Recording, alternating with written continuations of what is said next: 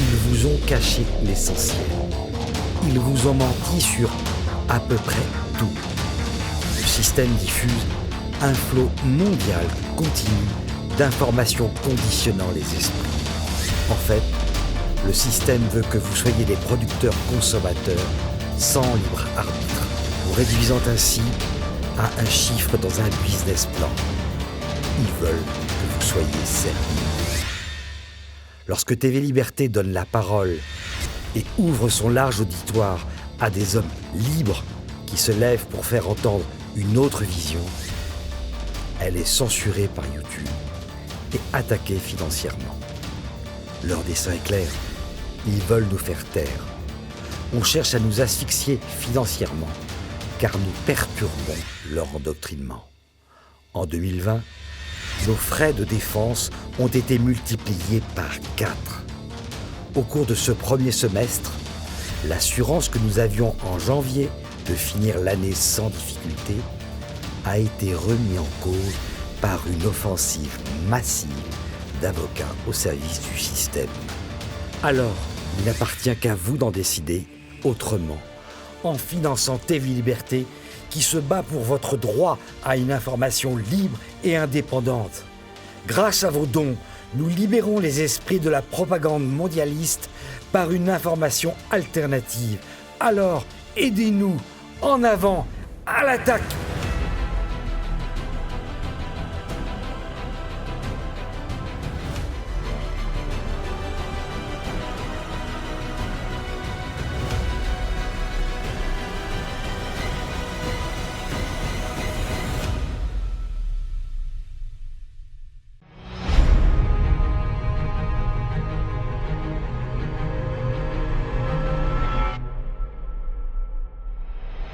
Charles Martel est très souvent cité et reconnu pour la célèbre bataille de Poitiers qu'il livre face aux musulmans le 25 octobre 732. Et c'est une bataille décisive, bien que certains esprits mal intentionnés essaient de la minimiser. Les dhimmis, ça ose tout, c'est même à ça qu'on les reconnaît. D'ailleurs, j'ai fait un épisode entier sur cette bataille, donc je vous y renvoie. Et bien, par cette bataille de Poitiers, il stoppe l'invasion, les razzias et prend le contrôle du sud-ouest du territoire. Mais Charles Martel, ça n'est pas que ça, c'est le but de cette vidéo. C'est certes un chef de guerre emblématique, qui a d'ailleurs combattu sous d'autres fronts, contre les Saxons notamment, mais il fut aussi un grand chef d'État, administrateur de talent qui a structuré l'État franc et unifié les territoires de la Gaule sous son autorité. En tant qu'aïeul glorieux de la dynastie carolingienne, le grand-père de Charlemagne a eu un rôle déterminant, si bien qu'il est considéré aujourd'hui comme la figure fondatrice du Moyen-Âge européen. Retour sur sa lourde histoire.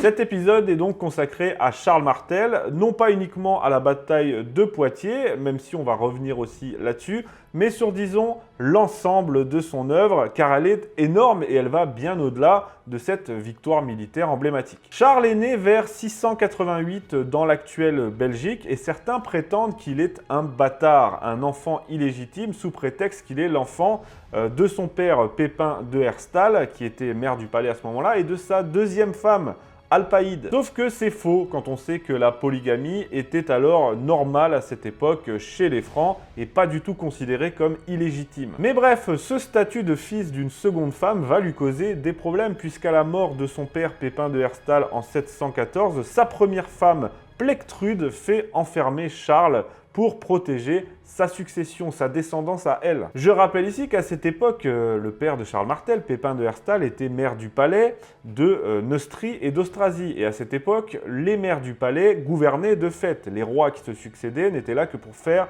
de la figuration. Le fait que Plectrude, donc une femme, gouverne en tant que régente, ne va pas plaire à certains grands d'Austrasie qui vont donc se révolter. Ça tombe bien puisqu'en 1715, Charles s'évade de sa captivité et prend la tête de cette révolte. Il remporte sur les Neustriens 2 batailles décisives, à Amblève en 716 et à Vincy en 717. Il en remportera d'autres par la suite et scelle donc la victoire de l'Austrasie sur la Neustrie. Le voilà désormais maire du palais des deux provinces qui se retrouvent donc unifiées sous son autorité. Voilà donc pour le début de l'histoire de Charles Martel, de son enfance à son accession, j'allais dire au trône, mais en tant que maire du palais, ce qui revient au même. Maintenant, penchons-nous sur ses accomplissements. Comme je l'ai dit, on ne retient de Charles Martel que la victoire décisive de Poitiers sur les Arabes, mais il a fait bien d'autres choses. La première étant, on vient de le voir, d'unifier l'État mérovingien avec l'Austrasie et la Neustrie, ce qui n'est qu'un début. Parce qu'en dehors de ça, il va entreprendre une vaste politique de conquête qui va s'avérer payante. Il combat contre les Saxons à partir de 720, une lutte que poursuivra son petit-fils d'ailleurs, un certain Charlemagne, je ne sais pas si vous connaissez. Il affrontera également les Frisons du Nord, il fera rentrer la Frise et la Bavière dans les terres franques, l'Alamannie également, une partie des Pays-Bas actuels, repoussant ainsi notablement la frontière est du royaume, allant même jusqu'à conquérir au sud ce qui est aujourd'hui l'Autriche. Il suffit de regarder la carte des conquêtes de Charles Martel pour comprendre qu'il s'est mis pleinement dans les pas de Clovis. Non mais regardez-moi ce royaume. Ainsi, par ses conquêtes, mais pas que ça, on va y revenir, il va unifier le royaume franc sous son autorité et gagner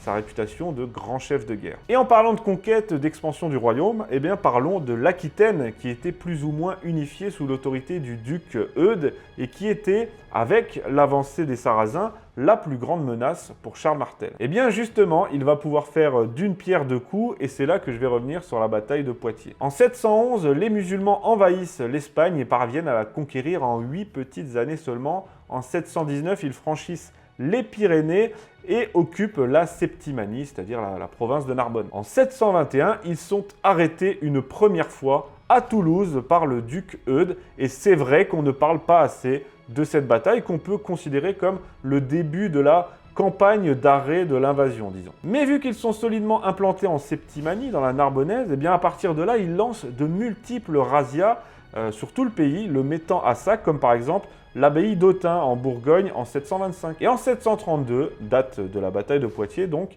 l'émir Abdelrahman lance une offensive vers Tours, qui est la ville sainte de la Gaule à l'époque, avec pour but de piller le sanctuaire de Saint-Martin et aussi de punir le duc Eudes qui a marié sa fille au gouverneur musulman de la Septimanie pour s'allier contre l'émir. Cette fois, Eudes comprend qu'il ne va pas pouvoir faire face seul et c'est ainsi qu'il appelle les Francs de Charles Martel à l'aide. Évidemment, c'est une aubaine incroyable pour Charles qui va pouvoir stopper l'invasion arabe mais aussi prendre le contrôle sur l'Aquitaine en soumettant le duc Eudes. Donc il mobilise ses troupes, les joint à celles d'Eudes et ils remportent ensemble la bataille de Poitiers le 25 octobre 732. N'en déplaise aux gauchistes et aux médias bien pensants qui ont fait leur chou gras là-dessus, oui c'est bien une vraie bataille, oui elle stoppe bel et bien l'avancée musulmane à ce moment-là, tout comme Eudes l'avait fait dans un premier temps à Toulouse. Et j'ai été me renseigner évidemment sur cette polémique et c'est marrant parce que les médias de gauche qui tentent de minimiser la bataille de Poitiers, genre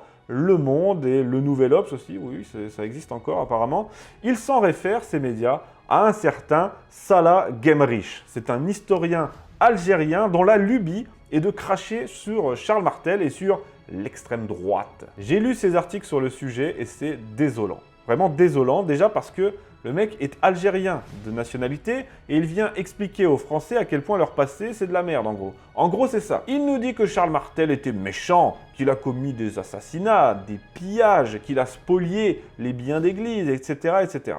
Alors les assassinats, oui, on est au 8e siècle. ok. Les pillages, oui, c'était la guerre et on est au 8e siècle. La spoliation des biens d'église, oui, mais c'est pas aussi simpliste que ça. Et puis aussi, je m'arrête là-dessus parce que ça m'énerve, mais le mec ne parle que des actes commis par Charles Martel. À aucun moment dans ses articles, il ne parle des razzias commis par les musulmans qui en plus étaient bien pires. Et deuxièmement, je le répète, mais le mec est algérien, de nationalité algérienne. Bon, il vit en France parce que bizarrement, c'est pas si mal d'habiter en France, mais le pire, c'est qu'on a des médias corrompus, soumis, qui viennent tendre le micro à des gens comme ça. Moi, je trouve ça aberrant. Donc, concernant les biens d'église, je reviens là-dessus. Oui, Charles Martel a laïcisé des biens du clergé pour les donner à ses officiers.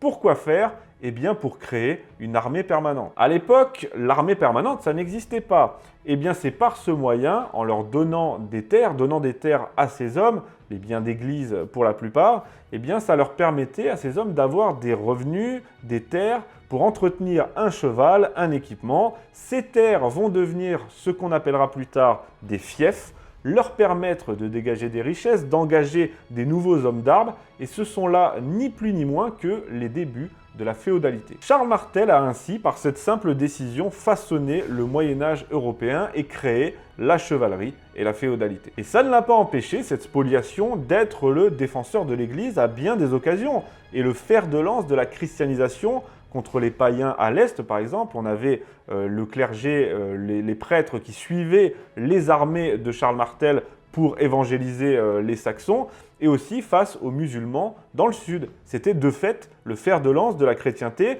et c'est cette voie qu'empruntera plus tard son petit-fils, Charlemagne, allant jusqu'à devenir un empereur chrétien. Donc les raccourcis, ça va 5 minutes, et cracher sur Charles Martel et sur l'histoire de France, tout en n'étant pas français soi-même, mais en vivant en France, ça c'est une chose, mais que des médias donnent la parole à ce mec, moi je trouve ça carrément honteux. Je terminerai donc cet épisode en rappelant les réalisations de Charles Martel. On a vu qu'il a bien repoussé l'invasion arabe à Poitiers, même si c'était pas le point final. Il a continué ce combat des années plus tard, ça a duré 20 ans, il a été jusqu'à Narbonne, qu'il n'a pas réussi à prendre, et c'est son fils, Pépin le Bref, qui finira le boulot. On a vu qu'il a été un grand guerrier unificateur de la Gaule et de l'État franc, et qu'il a conquis un immense territoire vers le sud et l'est. Il a été un administrateur de talent aussi, imposant son autorité sur ce vaste territoire, allant même jusqu'à, on l'a vu, poser les bases de ce qui sera la féodalité, et donc le Moyen-Âge chrétien et européen. Il est donc incontestablement une grande figure de notre histoire,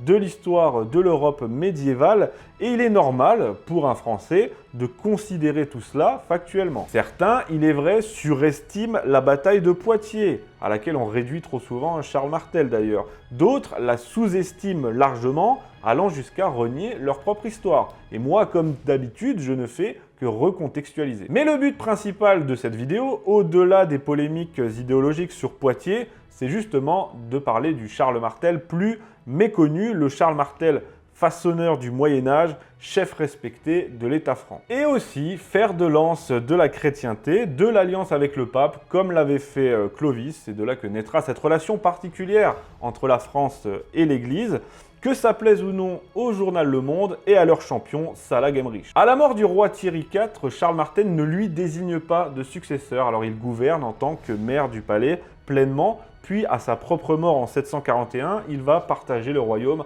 entre ses deux fils, Carloman et Pépin.